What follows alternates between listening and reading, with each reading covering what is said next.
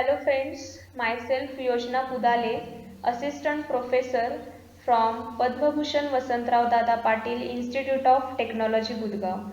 In last lecture series, we have discussed about the compressibility and surface tension property. So in this lecture, we are going to discuss the properties, that is capillarity and vapor pressure. So the property, that is capillarity, it is defined as the phenomenon of rise or fall of a liquid surface in a small tube relative to the adjacent general level of liquid when the tube is held vertically in the liquid. The diagram shows two cylinders, one is having water and second is having mercury. When we are immersing the tube vertically in the water, there is a rise of water level in the tube, and when we are inserting the tube vertically in the mercury, there is a drop in mercury level, which is compared to the adjacent general level of the liquid. This is the liquid level, that is for that is water level, and this is the mercury level. So the density of water is very small as compared to the mercury. So in case of water, there is a rise in level of water, and in case of mercury there is a drop in level. So the rise of liquid surface is known as capillary rise, while the fall of liquid surface is known as capillary depression, and it is expressed in terms of centimeter or mm of the liquid, because it is simply the distance or height. So first we have to derive the expression for capillary rise. The diagram shows the cylinder having a liquid and the tube is inserted vertically in this liquid, and there is a rise in level of liquid in the tube with the adjacent layer of liquid, that is in cylinder. So that rise in tube is represented by h, that is nothing but the height of the liquid in the tube. Then the sigma, that is nothing but the surface tension of liquid, and theta, that is angle of contact between the liquid and the glass tube. Here this is the sigma, that is nothing but the surface tension, and there is a small curve of this liquid in the tube, and that curve, the angle made by that curve with the vertical line of the tube, that is represented by theta. So here we have to calculate the two forces. First force, that is the weight of the liquid in the tube, and second force, that is due to the surface tension. So for calculating the weight of the liquid of height h in the tube, we have to use the formula, that is area, that area of tube into h, that is nothing but the volume, and we have to multiply the volume by mass density and by acceleration due to gravity for converting this to the weight. Means weight is equal to mass into acceleration due to gravity, and that mass is calculated by mass density into volume. So the formula for calculating the volume is area of tube into h. The area of tube is calculated by pi by 4 into d square, into h is nothing but the rise of liquid level in the tube, then multiplied by rho, that is mass density, and acceleration due to gravity. This total equation shows the weight of the liquid in the height h in the tube. That is our first force or first equation. And the second force, that is surface tensile force, means we have to consider this surface tensile force, the vertical component of this surface tensile force. The angle made by this inclined force with vertical, that is theta. So the surface tension is acting on the circumference of the tube. So we have to multiply the surface tension by circumference, that is sigma into circumference, and the vertical component is cos theta. Vertical component is cos theta, because the angle made by this sigma with horizontal, it is 90 minus theta. So x component is sigma cos 90 minus theta and y component is sigma sin 90 minus theta, and sin 90 minus theta is nothing but the cos theta. So the equation becomes sigma into pi d into cos theta, and that is the vertical component of the surface tensile force. And for the equilibrium of the liquid in the tube, the weight should be equal to the vertical component of surface tensile force. So equating the first and second equation, we get the equation for calculating the capillary rise, that is H is equal to 4 sigma cos theta divided by rho GD, where sigma is surface tension, rho is mass density, g is acceleration due to gravity, and small d is the diameter of tube.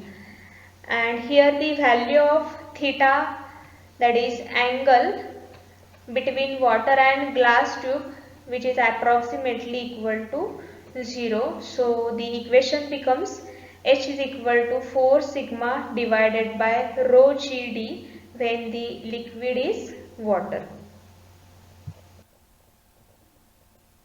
Then second, we have to derive the expression for capillary fall. The diagram shows the cylinder having the mercury. It is having less density. So when the tube is immersed in the mercury, the liquid level or mercury level drops in the tube, and that drop is represented by small letter h, and the angle made by the surface tensile force with the vertical face of the tube is represented by theta. So again we have to consider the equilibrium condition here. So the weight component of the liquid, we have to equate that to the vertical component of this surface tension force. So first we will calculate the weight component, that is represented by hydrostatic force which is acting in upward direction, and that weight is calculated by the mass into acceleration due to gravity. And for calculating the mass, we have to consider here the mass density, and we have to multiply the mass density by the volume of the liquid. So the volume of liquid is calculated as area of tube into height. So the equation becomes pi by 4 into d square into h into rho into g, that is the weight of the fluid in the tube.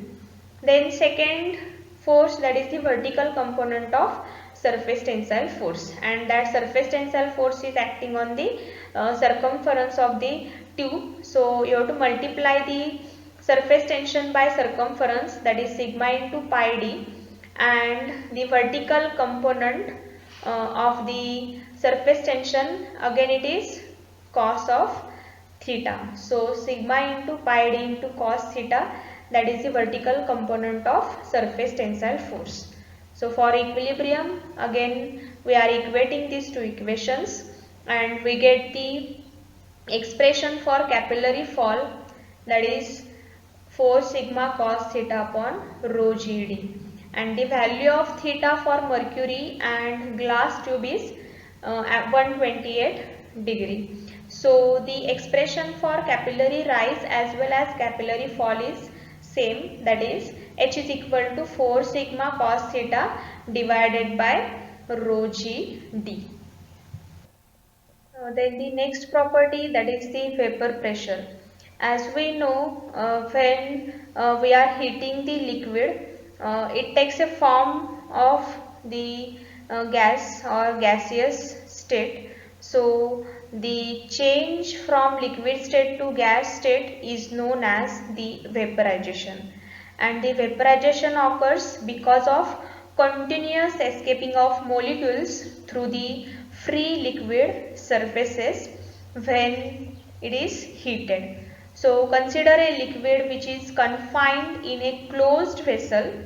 Let the temperature of liquid is 20 degree centigrade. Initial temperature is 20 degree centigrade and the pressure is atmospheric. When this liquid will vaporize at 100 degree centigrade, and after that there is a molecules escaping from the free surface of the liquid. These vapor molecules get accumulated in the space between free liquid surface and the top of the vessel. So the accumulated vapor exerts a pressure on the liquid surface, and the pressure applied by that accumulated vapors is known as the vapor pressure of the liquid.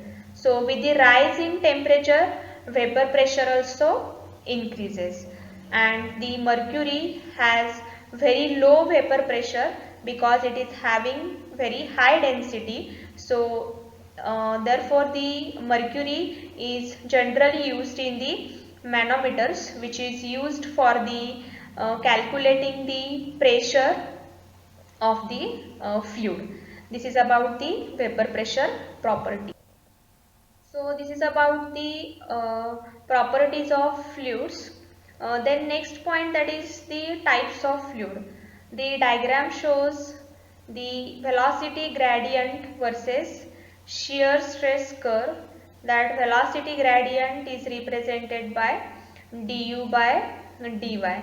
So according to this curve, there are different types of fluids. First fluid, that is ideal fluid. The ideal fluid, it is an imaginary fluid and which is incompressible and having no viscosity. So the ideal fluid is incompressible, means there is a no compressibility property, and it is having no viscosity, means there is a no resistance in between two adjacent layers of the fluid. So generally the liquid is not present in the nature, so it is called as imaginary fluid or the ideal fluid. Then second fluid, that is real fluid, which is existing in nature and which possesses the viscosity property as well as the compressibility property. So all fluids exist in nature are the real fluids. Then third type, that is Newtonian fluid.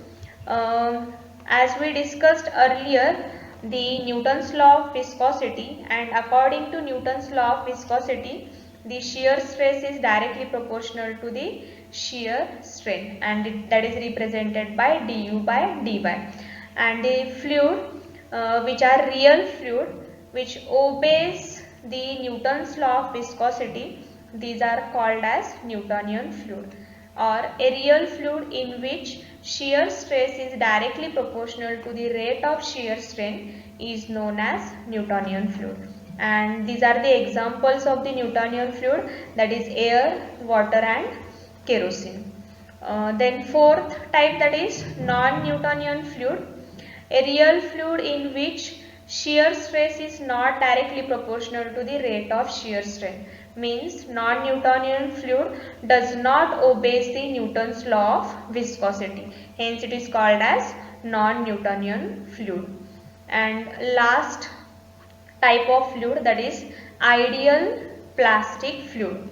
A fluid which shear stress in which shear stress is more than yield value and shear stress is proportional to the rate of shear strain is known as the ideal plastic fluid. And the examples of ideal plastic fluids are sewage sludge and drilling muds. The diagram shows the ideal fluid. This horizontal curve shows ideal fluid. This is about the Newtonian fluid which obeys the Newton's law of viscosity. This curve shows the non-Newtonian fluid, that is, which does not obey the Newton's law of viscosity. Then this inclined line shows the ideal plastic fluid. This is about the different types of the fluid. Then a last point, that is the continuum. The material such as solid, liquids and gases are composed of molecules separated by the empty space. Means in solid, liquid and gases, these are having molecules, and that molecules are separated by the empty space. So on microscopic scale, the material is having cracks and discontinuities. So however, certain phenomenon can be modeled assuming the materials exist as a continuum. Means what? The matter in the body or material or molecules in the body is discontinuously distributed and fills the entire region of space it occupies. Means in the body there is a matter which is discontinuously distributed and that fills the entire space or entire region in which it is placed. So a continuum is a body that can be continually subdivided into infinitesimal elements with properties being those of the bulk material. So in this lecture series we have discussed about the capillarity and vapor pressure properties as well as the types of fluid and the continuum concept. So in next lecture we will discuss the problems based on the properties of fluids. Thank you.